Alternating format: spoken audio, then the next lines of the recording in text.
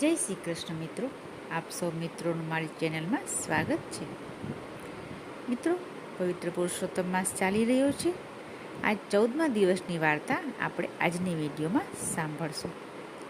14મા દિવસની વાર્તાનું નામ છે સાસુ ગધેડી.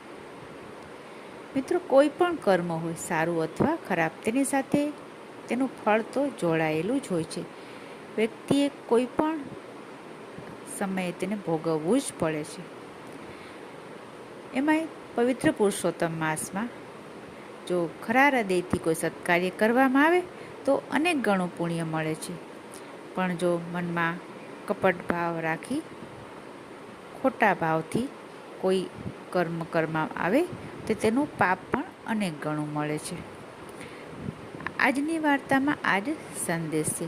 માટે પ્રભુ ભક્તિ કરો તો ખરા હૃદય અને ભોળા ભાવથી કરજો, જેથી પુરુષોત્તમ પ્રભુનો પ્રેમ આપ સૌ ભક્તોને હંમેશા મળતો રહે. તો ચાલો સાંભળીએ આજની વાર્તા. ગંગા નદીને કાંઠે એક ગામ હતું. ગામમાં એક ડોસીમા રહેતા હતા. ડોસીમાને એક દીકરો હતો. ડોસીમા, દીકરો અને દીકરાની વહુ ત્રણેય જણા ખાઈ પી અને આનંદ કરતા હતા. ડોસીમા ખૂબ ભલા સ્વભાવના હતા. એવામાં પુરુષોત્તમ માસ આવ્યો. પુરુષોત્તમ માસ તો અતિ પાવનકારી માસ ગણાય છે. તેથી ગરડે ગટ પણ ડોસીમાને પુરુષોત્તમ માસનું વ્રત કરવાની અને નદીએ નાહવાની ઈચ્છા થઈ. ડોસીમાએ પોતાના દીકરાને કહ્યું, ભાઈ, મારે પુરુષોત્તમ માસ નદીએ નાહવું છે, પણ મારાથી પગે ચલાતું નથી, તો હું શું કરું? માની વાત સાંભળી દીકરાએ કહ્યું, માં, તમારી ઈચ્છા જ હોય તો હું 1 મહિના પૂરતી નદી કાંઠે એક ઝૂંપડી તમને બંધાવી આપું. તેમાં તમે સુખેથી રહો અને નાહી ધોઈને પ્રભુ ભજન કરો. ડોસીમાને દીકરાની વાત ગમી ગઈ અને તે રાજી થઈ નદી કાંઠે રહેવા ગઈ. દીકરાએ એક સરસ ઝૂંપડી બાંધી આપી અને 30 દિવસ ચાલે તેટલા લાડુ કરાવી ઝૂંપડીમાં મૂકી દીધા. હવે ડોસીમા તો નિત્ય નિયમ પ્રમાણે નાય ધુવે, એકટાણું કરે, કથા વાર્તા સાંભળે અને આનંદથી પ્રભુ ભક્તિ કરે. નદી કાંઠે લોકો નાહવા આવે ત્યારે લોકો નાહી ધોઈને ભીના લુગડા ઝૂંપડીમાં સૂકવવા આવે. ઘડીભર વિસામો ખાય. ડોસીમા પણ સૌને આનંદથી આવકાર આપે. સૌ કોઈ ડોસીમાને આશીર્વાદ આપે. આમ ડોસીમા સૌનું ભલું કરવાના ભાવથી સેવા કાર્ય પણ કરતા હતા. આમને આમ પુરુષોત્તમ માસ પૂરો થયો. ડોસીમાના ભક્તિભાવથી અને ટેકથી પુરુષોત્તમ પ્રભુ પ્રસન્ન થયા અને રાતની રાતમાં જ ઝૂંપડીની જગ્યાએ એક વિશાળ મહેલ બંધાઈ ગયો. મહેલમાં સોનાના સિંહાસનો, રૂપાના બાજોટ અને હીરા જડિત હિંડોળા ખાટ, જે જોઈએ તે હાજર. ડોસીમાનું રૂપ પણ ફરી ગયું. ડોસીમાના શરીરમાં જાણે નવું ચેતન આવ્યું હોય તેવું તેને લાગતું હતું. ડોસીમાનો દીકરો છેલ્લા દિવસે ડોસીમાને લેવા નદી કાંઠે ગયો. ત્યાં જઈને છોકરો તો ભારે અચંબામાં પડી ગયો. ડોસીની ઝૂંપડી જો મળતી ન હતી. દીકરાને થયું, હું ઘર ભૂલ્યો કે શેરી.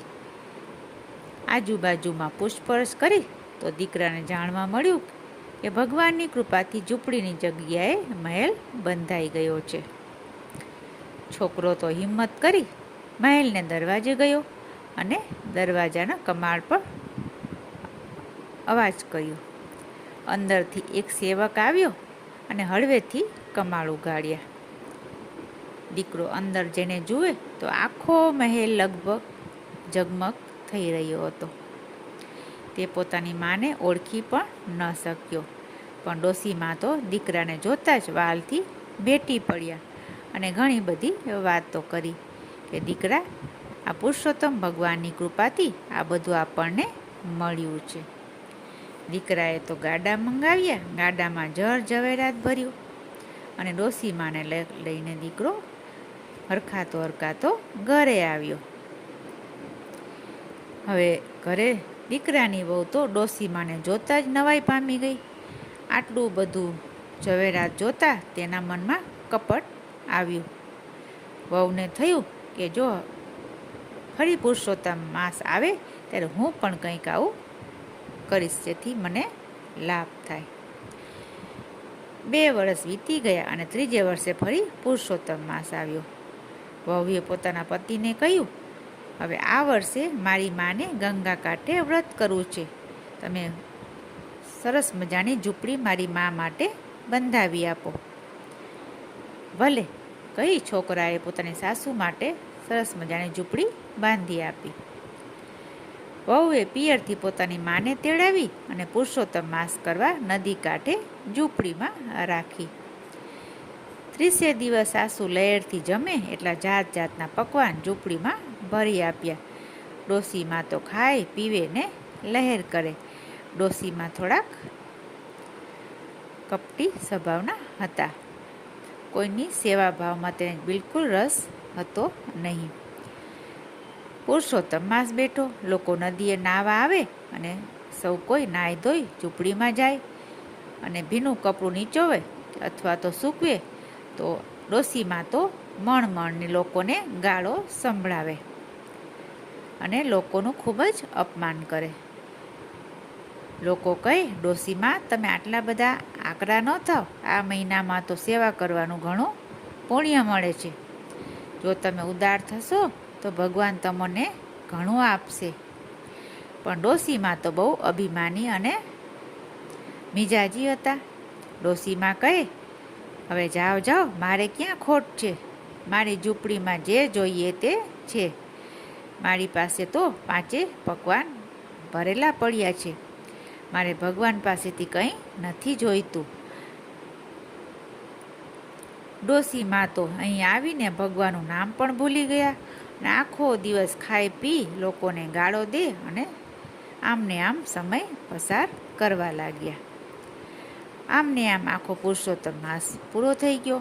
આજે પુરુષોત્તમ માસનો છેલ્લો દિવસ હતો.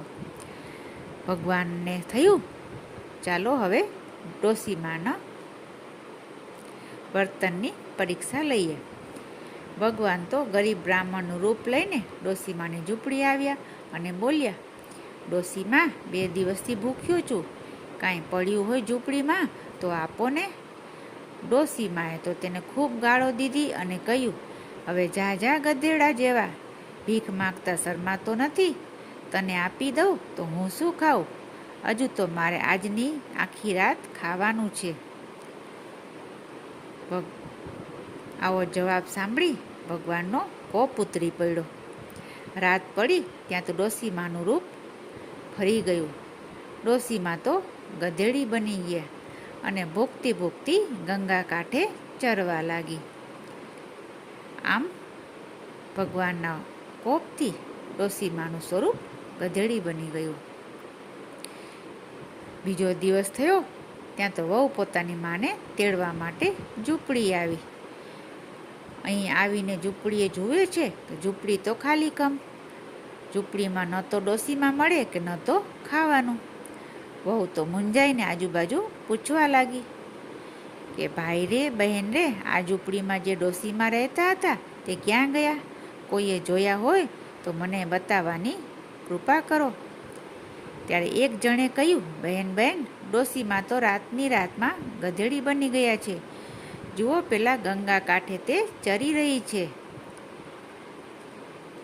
વહુએ તો પોતાની માને ગધેડી થયેલી જોઈને ખૂબ જ દુઃખી થઈ.